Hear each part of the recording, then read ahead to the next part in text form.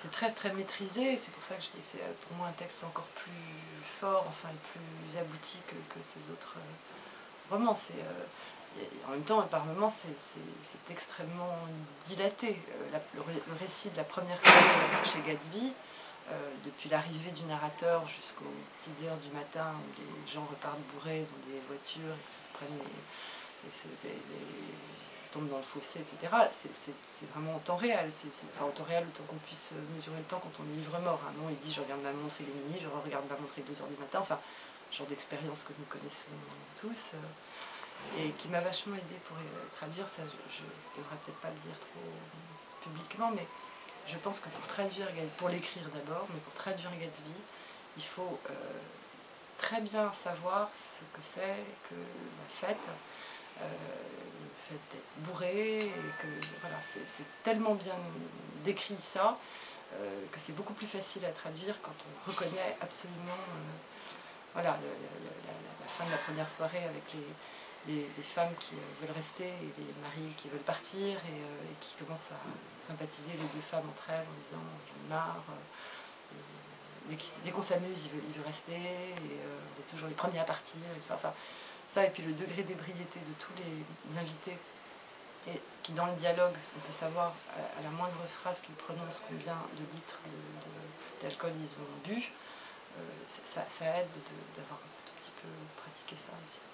Ce qu'il y a le plus beau dans le livre, à mon avis, les fêtes, c'est simplement ça va vous décourager d'en raconter plus jamais aucune dans un roman. C'est-à-dire une fois que c'est fait, quoi. Enfin, moi, quand je lis ça, je me suis rendu compte avec le recul que j'avais oublié à quel point j'avais été influencée par le livre, parce que je l'avais lu 2 fois, mais il y a 25 ans. Et dans mon premier roman, j'ai décrit des fêtes. Plus jamais je ne m'y risquerais. Pour moi, voilà, c'est l'affaire classée maintenant. Le travail a été magnifiquement fait une fois par Fitzgerald, c'est même plus la peine de s'y recoller. Et c'est très très bien, enfin, c'est une partie quand même importante du livre aussi. Enfin, des fêtes qui sont toujours ratées, qui dégénèrent toujours, qui sont toujours décevantes, comme souvent les fêtes malheureusement.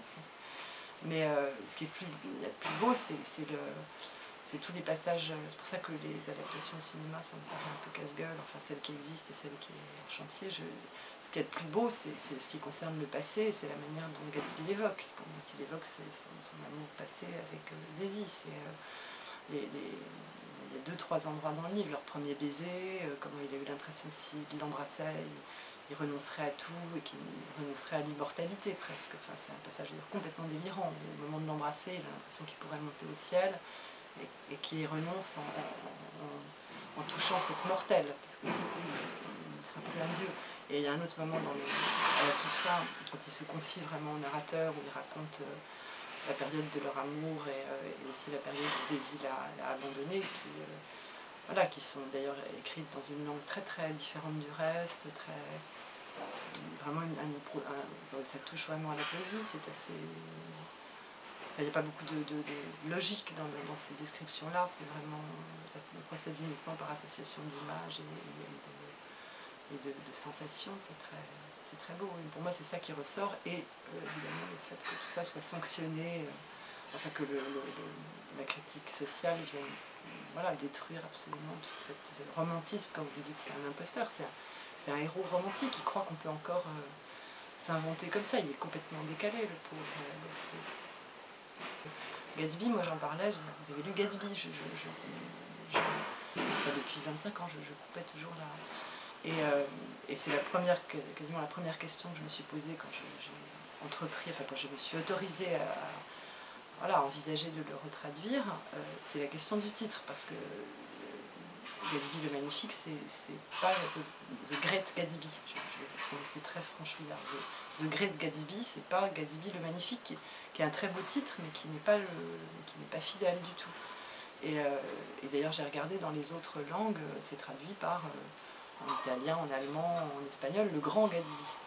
Et je trouvais que le Grand Gatsby, ça n'allait pas que grand en français. Bien sûr, il peut y avoir aussi la dimension morale, enfin l'idée de grandeur autre que physique, mais le Grand Gatsby, ou Gatsby le Grand, ça ne me plaisait pas. Depuis d'ailleurs, j'ai pensé qu'il y avait une autre possibilité, mais qui est vraiment trop lointaine, qui aurait été la grandeur de Gatsby, parce que grandeur, il y a plus le double sens qu'il y a dans Great que dans grand. Mais au fond, Gatsby tout court, c'était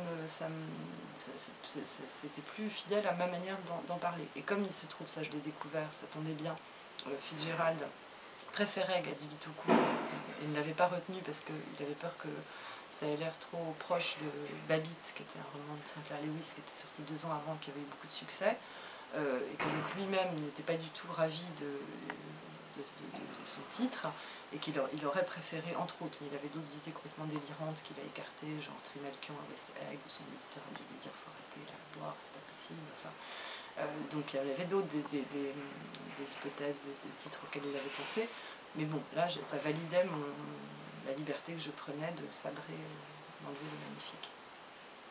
Ça a été une expérience plus forte de traduire Fitzgerald que d'écrire, plus facile. Parce que dans l'élan, voilà, je me mettais à mon bureau, j'avais une feuille de route quand même, c'est l'avantage quand on traduit. Pas de problème de page blanche, vraiment sur des rails. Et c'était, enfin, je pense que tout se mélangeait beaucoup plus que quand j'écris pour moi, enfin quand j'écris des choses à moi. C'est-à-dire c'était à la fois, c'était exaltant, vraiment j'ai passé 2 mois, j'ai jamais autant bossé de ma vie.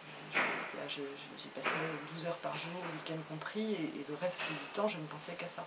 Mais c'était à la fois très très intense comme expérience de lectrice, c'est-à-dire que voilà, je touchais de très très près à un texte qui, encore une fois, me fait beaucoup d'effets, et voilà, me séduit constamment.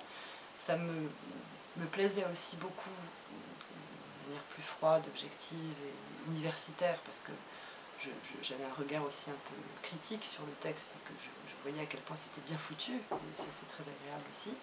Et puis ouais, comme romancière aussi,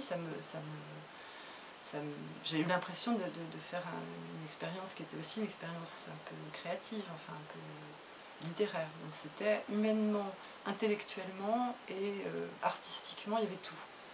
Alors ça arrive quelquefois quand j'écris des choses originales, mais moins souvent et moins complètement. Là, c'était une impression permanente de satisfaire ces 3 aspects de ma personnalité: lectrice, prof et écrivain.